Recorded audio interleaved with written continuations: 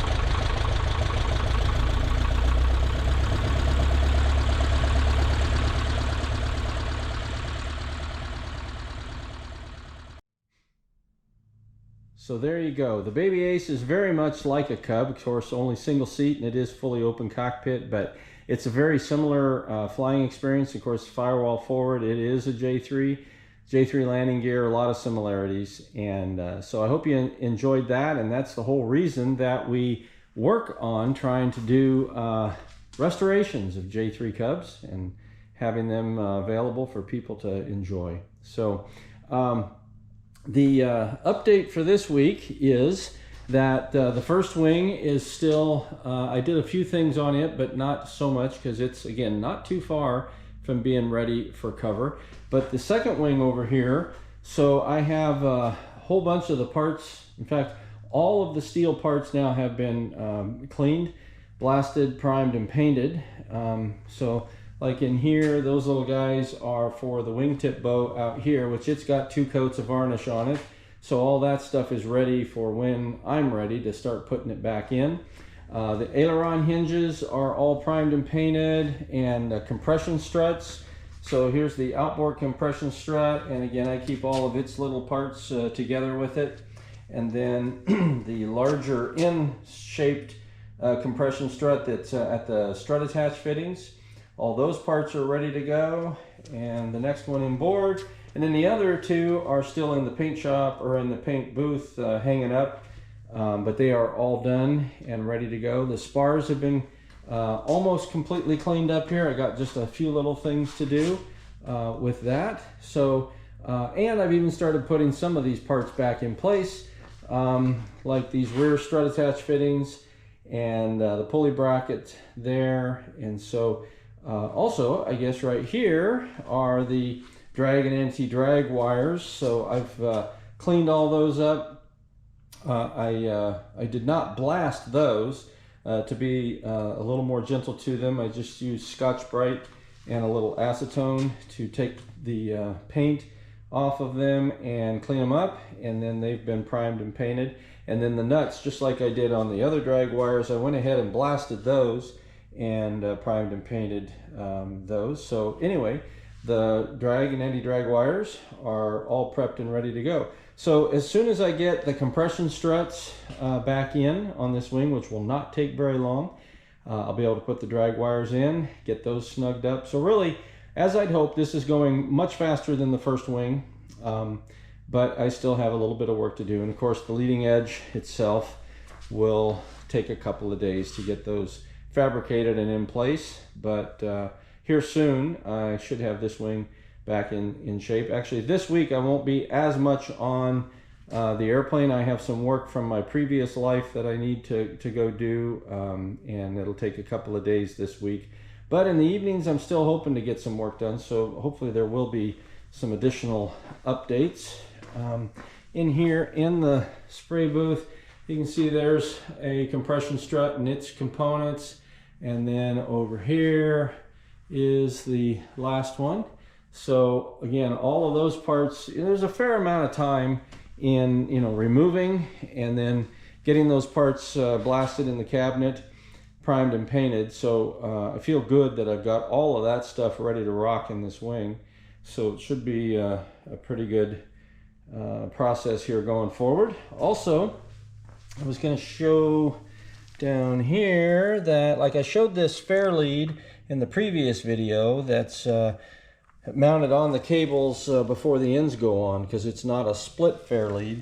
And so I went ahead and I did use that plastic that I showed in the previous video, and I made a couple of fair leads.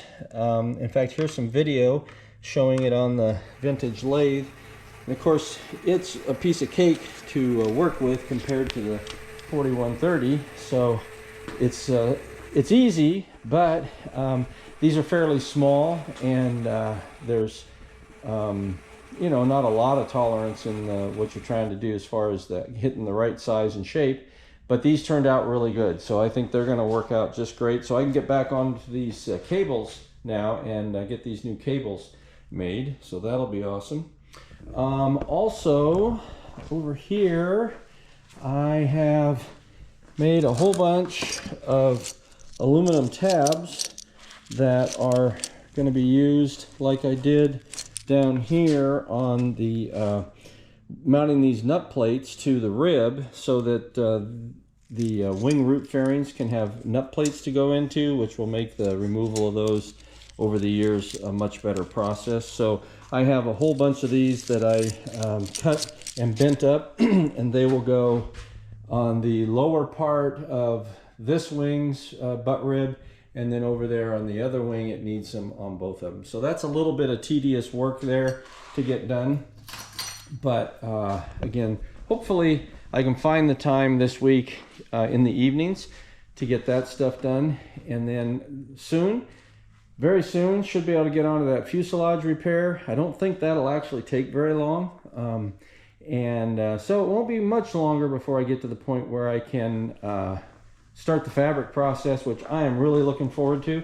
That's the part that I enjoy the most, although I do really enjoy all of this process, but the fabric work is just really satisfying to me.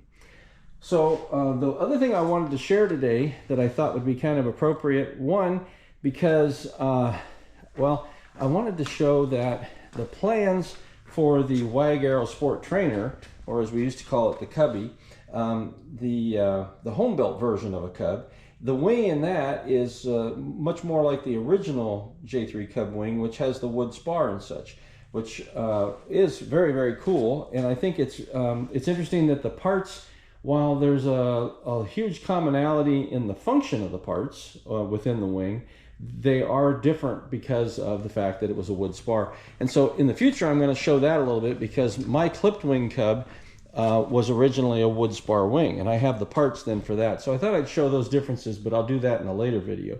The reason I thought this was kind of important or interesting to note is that in World War II, the L4 and the Navy version, the NE1 of the Cub, used the wood spar, because it was after the war when Piper switched to the aluminum spar. And this being Memorial Day, I thought this would be a really good day to be looking at the... so here's some pictures of L4s and NE1s in the military. They built over 5,000 of the airplanes, and of course a lot of the Cubs that you see out there today are airplanes. They're these exact airplanes that actually served in the war, which is pretty fascinating in itself. And so there's all kinds of really interesting details that go along with the history of the L4 and the NE1. So like here, there was various ways that these aircraft were transported, disassembled, and then put together to be used out in the field. So that's kind of pretty fascinating right there in the back of that truck. Found this picture. This is apparently over in Italy, and a Cub flying down low pass over a road with a bunch of people watching. That's pretty interesting. Here we've got General Eisenhower in the back seat of this L4, and this obviously before he became president of the United States. But apparently he even learned to fly in an L4, so that's pretty cool. Here's one on skis, which I found several pictures of L4s in the military that were used on skis. And then this one here is part of a airship squadron.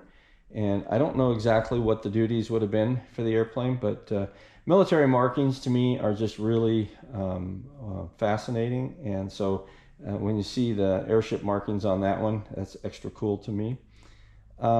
The ambulance version, my understanding at this point in time is that the L4s weren't so much used this way. However, some were, I'm sure, in emergency purposes and such or situations. It was a later version of a Piper aircraft that has the turtle deck that swings up. And but for just more of a standard Cub, here's one with someone injured in it, going to be transported. So yeah, obviously, it's not the greatest airplane for any of these roles, and yet because it was so light, cheap, and simple, it could serve in so many different roles. And here's a role that you never would really have imagined, but this is Rosie the Rocketer, and so this is the Cub that this individual in the military put bazookas on the wings and used it to attack tanks, and was even somewhat effective at it, but it was not like a standard military operation. I'll try to put together a video in the future with a lot more details. This was just something I threw together quickly to kind of give some overview on Memorial Day of the way the Cub had been used in military service. One of the other really fascinating ways is not on aircraft carriers, but actually on LSTs, as they were called, landing ship tank ships. So these were ships that could carry large equipment, including tanks, and run right up to the shore. And then, of course, all these things could be unloaded. Well, on some of these, they modified them and put a deck on top that was actually used for a runway for the little grasshoppers, for the L4s. Not a lot, but at least I don't think a lot. I didn't even know about this till I was just doing a little bit of research. But the amazing thing to me is that, as you can see in these videos, actually, then the runway, or the I guess you'd call it a runway, is very short and it's very narrow, and it's very precarious too, because as you can see, they've got other aircraft that are stored off to the sides, and then even in these videos you can see that the personnel are really close to the action. So I'm assuming that this was a bit on the dangerous side, and I'm sure there were many mishaps related to this, but it gave the opportunity to have an observation aircraft during the landing process. And obviously the airplanes didn't land back on this ship, but just to be able to have them transported there and be able to be in the air during operations is a pretty fantastic and very useful function. So anyway, it's just amazing the way that the simple Piper Cub was able to serve during World War II.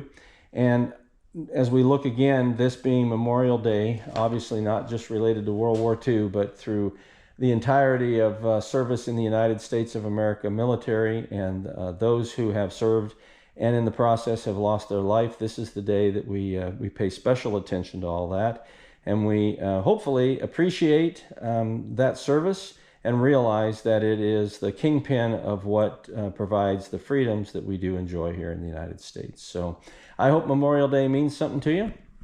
And I hope this J-3 Cub Restoration project means something to you. It means a lot to me. I'm looking forward to getting this airplane back in the air, and we are well on the way to making that happen. So thanks again for watching, and we'll see you next week. Bye-bye.